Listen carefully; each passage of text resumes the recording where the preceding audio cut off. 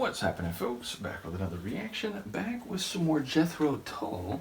And as you can see here, I now have a large collection of their music. Big thank you to Vera, who sent not only these CDs, and the first few you see here are like multi-album compilations, but also when we get to Aqualung, I have a vinyl copy of that, a live album version of that, and then like a cover album version of Aqualung. So yeah, more on that when we get to that album, and obviously it'll be a journey that might take a while to get there, but the point is we have no shortage of Jethro Tull now to go through. Lots of consonants happening here, it's difficult to speak. Nevertheless, we are going to begin with their first studio album, or rather the next step in this journey. After having gone through Songs from the Wood, we are jumping back in time to This Was, and this is from 1968, and the first track on This Was is My Sunday Feeling.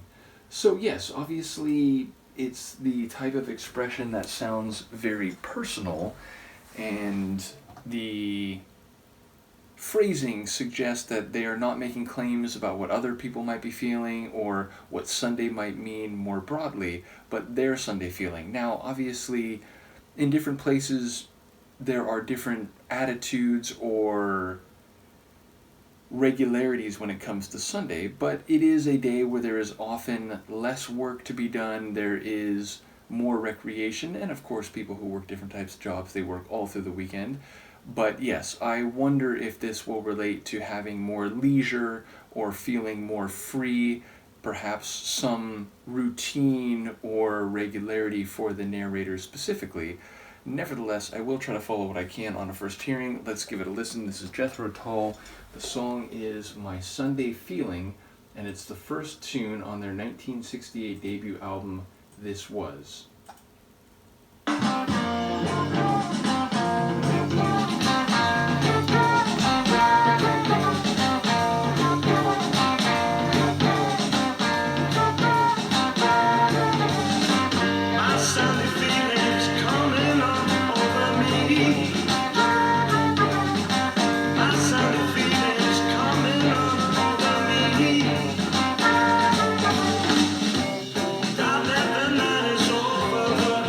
Gotta clear my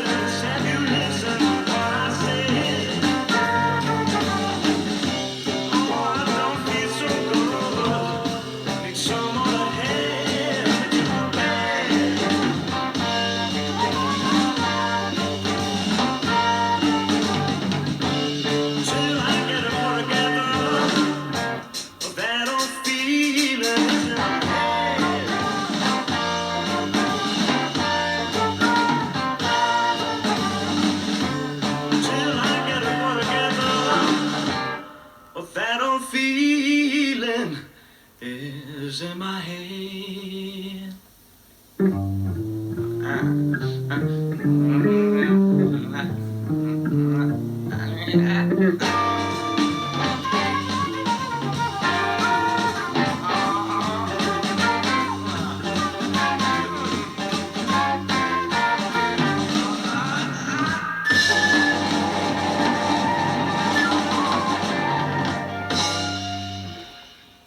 Yeah, that's pretty cool. So, okay, that's definitely more blues rock than anything I think we heard on Songs from the Wood. So, I now have a question, and obviously it'll be answered over the course of the album, though obviously also feel free to chime in the comments. But if their stylings in the early phase were a bit different from what we heard on Songs from the Wood, and if blues rock is a major flavor of theirs at this beginning point. But it's funny because it is very blues rock and the guitar and the vocals and just kind of the feeling of the tune. But the flute does change it a bit, right? Like the flute definitely gives it a bit more of a folksy sound because it's not typically an instrument you hear in blues rock or blues more generally. And I'm sure there's probably examples somewhere out there where a flute is a prominent element. But generally, it's guitar, it's the vocals, it's harmonica. It's not so much a style where you hear the flute with any degree of regularity, but it is a very prominent element here.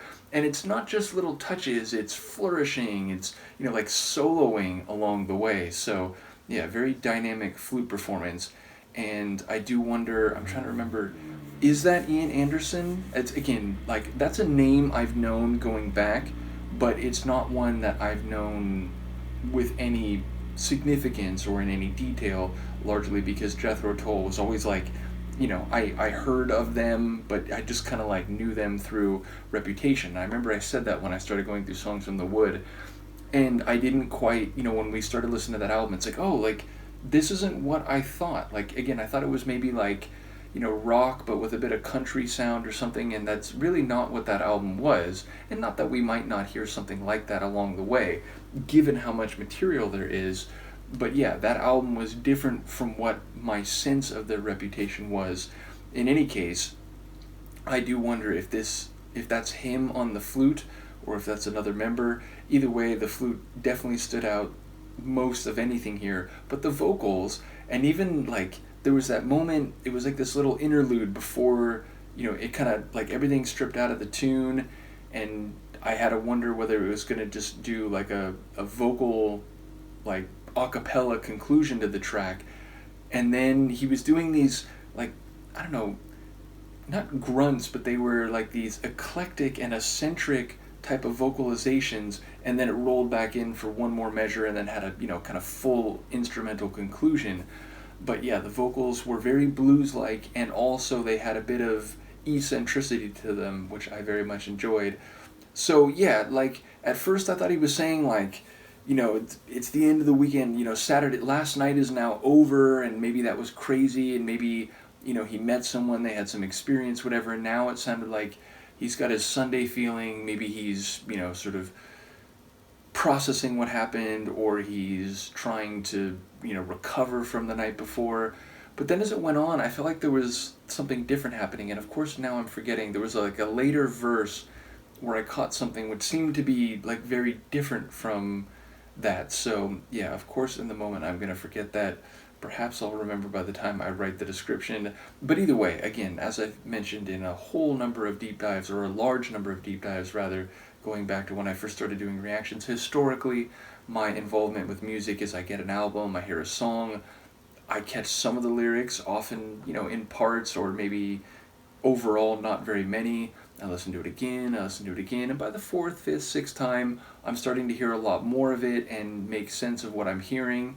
And of course, that can vary depending on how, like, abstract or poetic a song is versus a song that's, very much on the nose and very explicit with what it's saying.